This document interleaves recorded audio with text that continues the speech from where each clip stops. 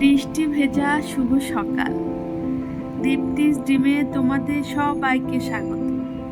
কাছে দূরে যে যেখান থেকে আমার ভিডিওটা দেখছো, তোমাদের সবাইকে আমার অসংখ্য ধন্যবাদ। সকাল থেকে আমার সকালের কাজকর্মগুলো শুরু হয়ে গেছে। কাজকর্মগুলো সেরেই আমি আজকে চলে যাব রান্নায়। তারপরে রান্না বান্না করে আবার তোমাদের কাছে ফিরে আসবো। আমার রান্না কমপ্লিট। আমরা চান টান করে চলে এসেছি। আজকে আমার রান্না হচ্ছে ডাল, শাক ভাজা, ঢেঁড়স ভাজা, আর হচ্ছে মাছের ঝোল। এটাকে কি মাছ বলে, রয়না মাছ না কি মাছ, এই প্রথম আমি এটা রান্না করলাম। আর হচ্ছে ভাত। আমরা এখন খেতে বসবো।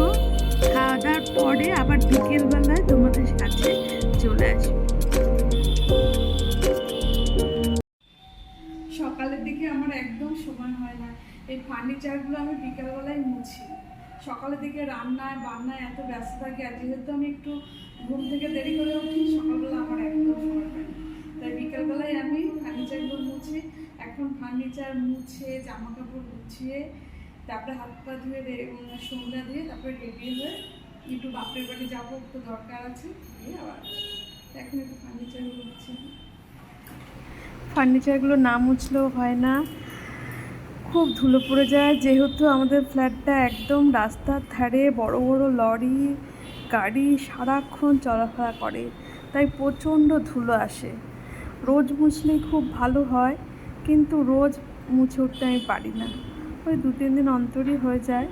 কিন্তু আমার মনে হয় ঘরবাড়ি সবসময় পরিষ্কার থাকুক, চকচকে থাকুক, সেটা আমার মনের দিক থেকে খুব মনে হয়। কিন্তু একটা মানুষ সব দিক সামাল দেওয়া তো সম্ভব হয় না। তার জন্য কাজগুলো আমি একটু ভাগ করে করি। ধরুন সপ্তাহে 2-3 দিন অন্তর একদিন ফার্নিচার মুছলাম, তারপরে কোনো শোকেসগুলো আর একদিন পরিষ্কার করলাম। এরকম করে আমি কাজগুলো করি। আর আমার লোকের কাজও খুব একটা পছন্দ হয় না, তার জন্য নিজের আরও বেশি কষ্ট হয়। নিজে একা হাতে সব করতে গেলে তো কষ্ট হবেই। তারপরে আবার একটু বিকেলবেলা বেরোতে হয়, দোকানে বসি। দোকানে না বসলেও অন্য কোথাও একটু ঘুরতে যাই, কিছু কেনাকাটা করতে যাই। সবসময় ঘরের মধ্যেও আমার ভালো লাগে না। নিজেকে ভালো রাখতে গেলে যা যা করতে হয় সেটাও আমি করি, ঘুরে বেড়াই। ঘরটাও আমার ভালো লাগে যথেষ্ট, কিন্তু আমার মনে হয় বাইরে ঘোরারও একটু দরকার আছে। বাইরের 5 জন মানুষ, তাদের সাথে দেখা হলে, কথা বললে মনটা ভালো থাকে। সবার জীবনে কম বেশি মন খারাপের গল্প থাকে, তাই মনটা ভালো করতে গেলে বাইরে বেরোতেই হবে। আর ঘোরাঘুরিটা জীবনের খুব দরকার। মানুষের সাথে যত মনের আদান প্রদান কিংবা বাইরে বেরিয়ে পরিবেশ পরিস্থিতি দেখলে মানুষের মন ভালো থাকে, আর মন ভালো থাকলে শরীরটা তার সঙ্গে সঙ্গে খুব ভালো থাকে। তাই এগুলো আমি করেই থাকি।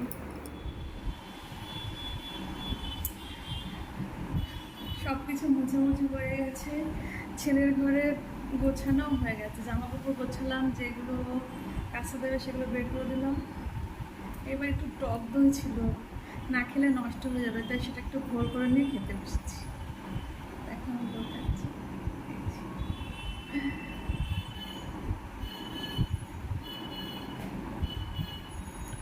ঘরে কেউ নেই, একাই আছি, মানে একাই করে খাচ্ছি। আমার একা সাধারণত খেতে ভালো লাগে না, এখন কী করবো, অবস্থা খেতেই হবে। আমি খেতে থাকি, তোমরা সঙ্গে থাকো। আমি রেডি হয়ে গেছি বাপের বাড়ি যাওয়ার জন্য। বাবার একটা ওষুধ আনতে দিয়েছিলাম একটা ছেলেকে। আমারই যাওয়ার কথা ছিল, কিন্তু শরীরটা ভালো লাগছিল না, তাই ছেলেটাকে রিকোয়েস্ট করতে বললো এনে দেবো দিদি, তাও এনে দিয়েছে। এখন সেটা পৌঁছাতেই যাচ্ছি বাপের বাড়ি। তাহলে একটু ঘুরে আসি, আবার দেখা হবে তোমাদের সাথে।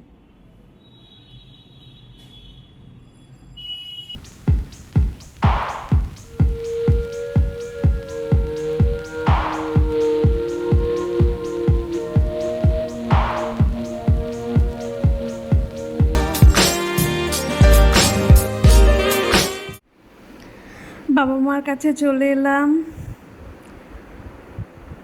বাবা বাড়িতে আসলে বলে তুই আসলে একটু ভালো লাগে, ফোন করেও বলে যে তোমার সাথে একটু কথা বললে আমার ভালো লাগে। তাই বাবা মাকে প্রায় দিনই আমি দেখতে আসি। এই যে ওষুধগুলো এনে দিলাম। বাবা তো ভীষণ অসুস্থ, খুব দামি দামি ওষুধ লাগে।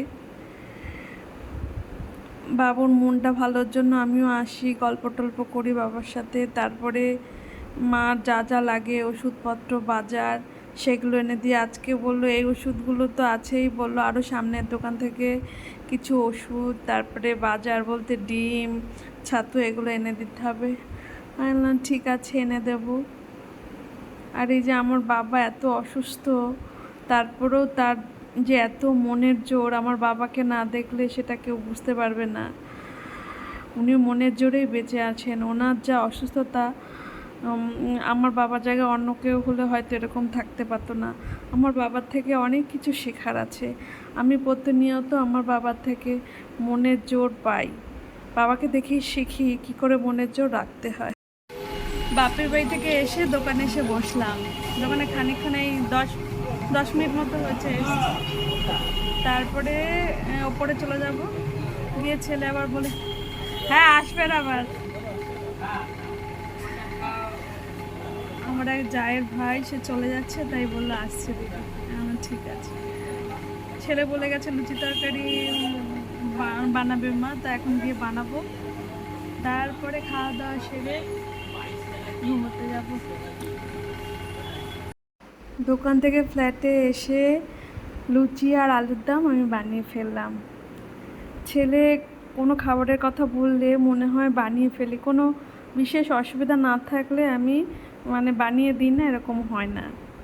চেষ্টা করি ওর মনের মতো খাবার একটু বানানোর, কিন্তু সবসময় তো মনের মতো হয় না। ঠিক আছে, এবার আমরা খেয়ে নিই। এখন অনেক রাত হয়ে গেছে, তো ভিডিওটা শেষ করা হয়নি, তার জন্য আবার আমাকে আসতে হলো। এখন আমরা খেতে বসবো, তার আগে তোমাদের বাই বলার জন্য আবার চলে এলাম। তাহলে আজকের মতো টাটা, শুভরাত্রি। সবাই ভালো থাকবে, সুস্থ থাকবে, সেই কামনা করেই আজকের ভিডিওটা শেষ করলাম।